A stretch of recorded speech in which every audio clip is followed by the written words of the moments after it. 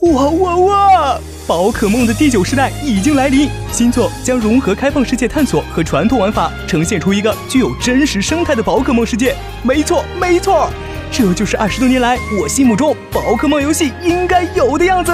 Hello， 我是米舅，一名喜欢吐槽的宝可梦玩家。说起来，宝可梦系列已经走过了26年，却依然能带给玩家无穷的新鲜感。这是因为在经典玩法的基础上，系列的每一代都敢于打破传统，大胆革新。而这次第9世代会带给我们怎样的惊喜，恐怕要几个月后才能慢慢知晓。不过这代的御三家已经公布了，你最喜欢哪一只呢？米舅我是水系一生推，但这次我想说，我全都要。从这一期开始，米舅将从我的理解和想法出发，带你全面回顾一下历代宝可梦中哪些能勾起你回忆的角色。首先就从历代御三家开始，欢迎来到米舅的宝可梦世代大盘点。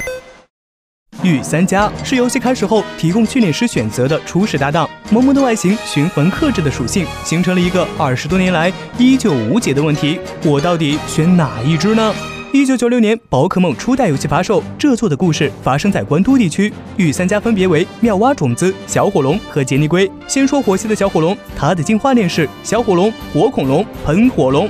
如果你第一次的宝可梦旅程选的是小火龙的话，我敬你是条汉子。开局的2个道馆就会让你感到万分沮丧，甚至开始怀疑人生。我大岩蛇今天就要砸碎你的梦想我宝石海星今天要消灭你的热情旅行的开始就被打得披头散发，难怪动画里要安排小火龙被遗弃的剧情。不过呢，只要熬过了前2个道馆，你就会发现小火龙越来越厉害了。从颜值上来说，初代御三家一个王八一个蛤蟆，在物种上小火龙就占据了很大的优势。本身种族值的分配也偏向攻击型，速度也快，通关那是绝对好用。而且作为亲儿子系列的长子，官方对喷火龙也是宠溺有加，在第6世代就独占2个 Mega 形态，到了第8世代又有专属超级巨化。动画片里也是被反复拉出来充场子。在第6代的甲贺忍蛙之前，哪个御三家还有这种待遇？接下来说说水系的杰尼龟，它的进化链是杰尼龟、卡密龟、水箭龟。作为水主一生推，杰尼龟是我爱上的第一只宝可梦。它在进化后呢，长出了飘逸的耳朵与尾巴，让我一度以为它会朝着仙气飘飘的方向进化，比如这样或者这样。结果，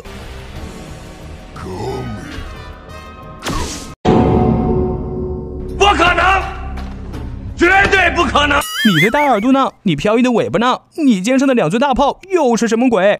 游戏初期呢，对杰尼龟更加友好点。不过到了第3个、第4个道馆，如果你的队伍属性还没有多元化，那我只能说，悲剧可能会迟到，但绝对不会缺席。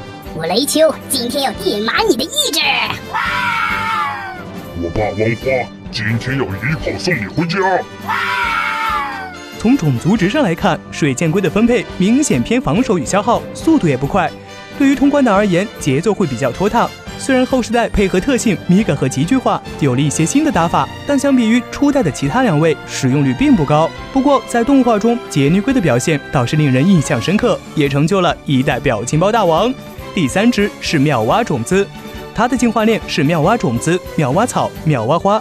在做这期内容前，我一直以为妙蛙种子的原型就是青蛙或者蛤蟆，可当我仔细查了查资料后，才发现它的原始名字和大部分地区的译名中都没有提及到蛙这个词，更直白的翻译应该是叫奇异种子。我以前还纳闷，它一只青蛙怎么长了一对哺乳动物的耳朵，原来人家本身就是一个空想生物啊。不过啊，妙蛙种子这个译名起的还是非常恰当的，既符合它的形象，妙蛙又谐音妙啊，表达了一种对奇异的感叹。喵啊！因前期属性占优，初代用妙蛙种子开局的话，会有一种氪了金的感受。前2个道馆随便鞭挞，3、4道馆也自带属性抵抗。虽然进化后眼皮耷拉下来，显得不那么精神，但无论对战还是通关里，妙蛙花都堪称一员猛将。尤其在第6世代，Mega 后的妙蛙花拥有了后脂肪特性，让原本只有4个属性弱点的它又抵御掉2个，这也太来了吧！要我说，这特性应该叫做厚脸皮。时间来到1999年，宝可梦进入了第2世代，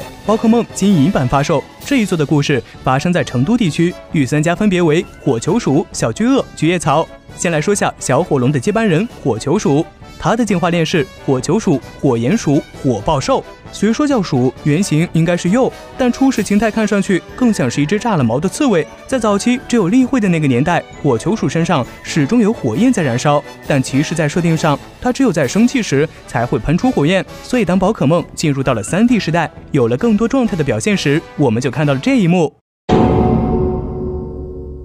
这是啥啊？一家人就要秃得整整齐齐的吗？最近他还跑到宝可梦传说阿尔宙斯里，又客串当力拔喜翠地区的御三家，新增了幽灵属性，看上去更丧了。不过这个设定反倒更符合他的原型鼬，因为在日本自古以来鼬就被视作妖怪的象征，鼬群的出现甚至还会引发火灾。作为喷火龙的继承者，火爆兽的种族值总数与分配都和喷火龙一模一样，不知道制作组刻意为之还是单纯的懒。由于所学的招式比较局限，又没有 Mega 形态，也没有专属极巨化，长得还素，所以使用率并不如喷火龙。你再说一句试试。当然也有属于他的骚套路，道具为金加本系喷火，简单粗暴的一波流打法和他火爆的性格简直绝配。接下来是杰尼龟的接班人小巨鳄，他的进化链是小巨鳄、蓝鳄、大力鳄。以鳄鱼为原型的宝可梦，注定了其野性暴力的特征。刚强有力的下颚，凹凸有致的肌肉，让它成为史上最 man 的御三家。但这阳刚巨鳄却是一个十足的舞痴。在动画里，小只的小巨鳄就表现出超强的舞蹈欲，而在游戏中，适合它的战术也离不开剑舞和龙舞。能力方面，大力鳄的种族值总数与水箭龟一样，但分配的更具攻击性，尤其是误攻。它的梦特性全力攻击，又能将它的输出能力抬高了一个档次，真不愧叫大力鳄。最后是菊叶草，它的进化链是菊叶草、月桂叶、大竹葵。关于菊叶草的原型众说纷纭，有人说是萝卜，有人说是香梨。虽然名字和属性里都没有龙，但从菊叶草整个进化链的外观来看，和一些大型食草恐龙非常相似，比如万龙、梁龙、雷龙等等。我们都知道食草恐龙是没有进攻性的，但胜在皮糙肉厚，超级耐打。菊叶草一家也是如此，双攻平庸，双防不错， HP 也不低，强攻是指不上了，但消耗、干扰甚至是对1的路线它都可以考虑。据说大竹葵能散发出一种香气，降低别人好斗的意志，动画里就有一集大竹葵用香气安抚了热带龙，只不过当时大竹葵的艺名还叫大菊花，于是就有了这句经典的虎狼之词。我也不知道为什么，它就是不会攻击我的大菊花，它就是不会攻击我的大菊花。那么在金银时代，用哪位御三家通关会更容易些呢？答案是哪只都一样，反正到了第3道馆，你都要被大奶罐按在地上打。好了，这期内容到这里就结束了。下一期我们将盘点一下宝石时代和珍珠钻石时代的御三家。我是米舅，下期见。